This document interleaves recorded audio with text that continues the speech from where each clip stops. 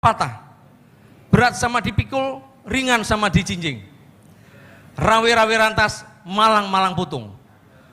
Bersama kita berantas korupsi sampai ke ujung negeri. Terima kasih Bapak. Assalamualaikum warahmatullahi wabarakatuh. Terima kasih Bapak atas tanggapan yang diberikan. Dan untuk selanjutnya Bapak Ibu kita akan mendengarkan tanggapan dari Bapak Egi Sujana. Kepada beliau kami silakan. Bismillahirrahmanirrahim. Assalamualaikum warahmatullahi wabarakatuh. Waalaikumsalam. Sangat surprise. Alhamdulillah Pak Sigit yang dimuliakan Allah, kita diundang dan bisa menyampaikan pikiran-pikiran yang sederhana aja. Juga Pak Wakapolri dan seluruh jajarannya dan semua yang hadir di sini, saya sangat menghormatinya. Dalam pendekatan penegakan hukum, karena fungsi polisi untuk itu, sisi lain saya juga advokat sebagai penegak hukum, satu lagi jaksa dan hakim. Itulah 4 elemen di masyarakat kita sebagai penegak hukum. Untuk itu, perspektif kita untuk melihat jauh ke depan, tentu basisnya adalah tidak bisa tidak kalau dengan lepas dari keimanan, keilmuan, dan amal soleh. Karena jarak yang cukup jauh, 1445 tahun lalu, Rasulullah sampai sekarang standar ajarannya. Apalagi cuma 2045. Tinggal 20 tahun lagi. Tidak akan ada yang dimaksud dengan hal-hal yang kita khawatirkan apabila pendekatan kita meningkatkan keimanan yang harus dijaga. Karena itu substansi. Sampai akhir kehidupan kita, itu yang dipertanyakan. Yang kedua, keilmuan kita. Yang ketiga, baru amal kita. Nah, dalam perspektif keilmuan tadi, kita memaknai negara kita ini dasar dan falsafahnya Pancasila, dasar hukumnya UUD 45. Yang perlu dikerjakan, bisa diukur nanti tahun ke depan, apakah Pancasila dan UUD 45 berwibawa? Sudah 79 tahun kita merdeka, nggak berwibawa, mendegradasi terus keadaan kita ini.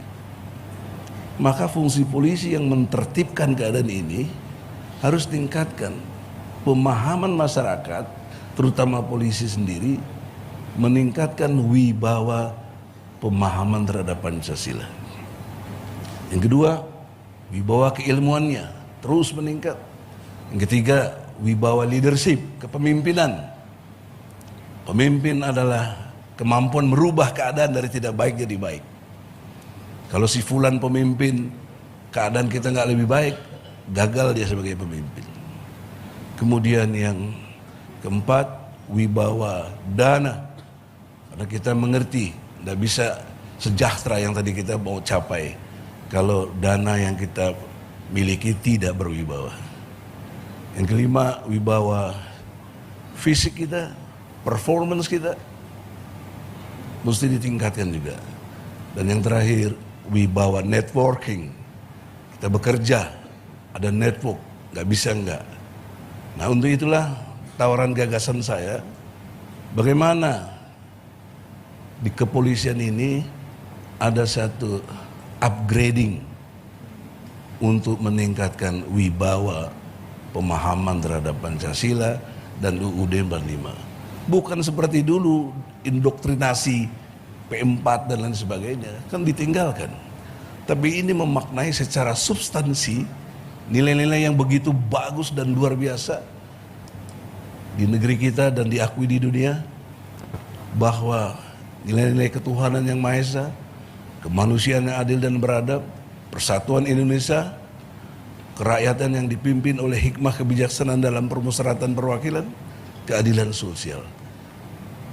Ini tidak berwibawa. Kenapa? Sila keempat saja.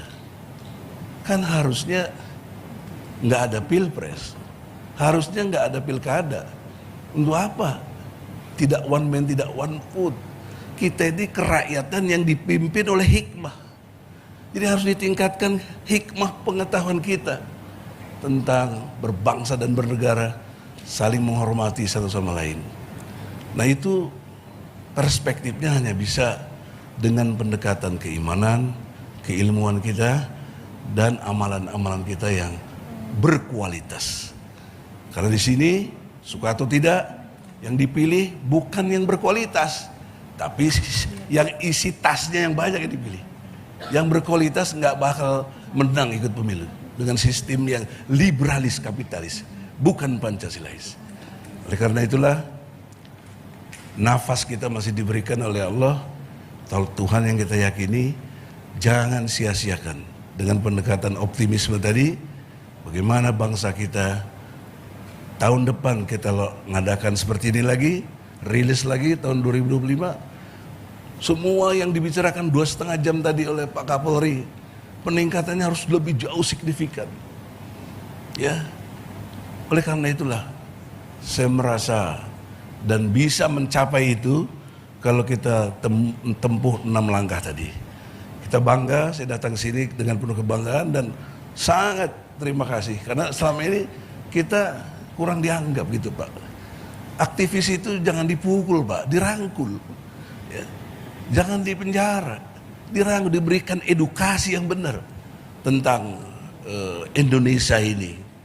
Sehingga dengan demikian, insya Allah Indonesia bertakwa yang kita harapkan akan muncul satu tatanan masyarakat. Kalau bahasa Islamnya baldatun thayyibatun wa rabbun ghafur. Terima kasih Pak Kapolri. Assalamualaikum warahmatullahi wabarakatuh. Terima kasih Bapak atas pesan tanggapan yang diberikan untuk Kepolisian Republik Indonesia.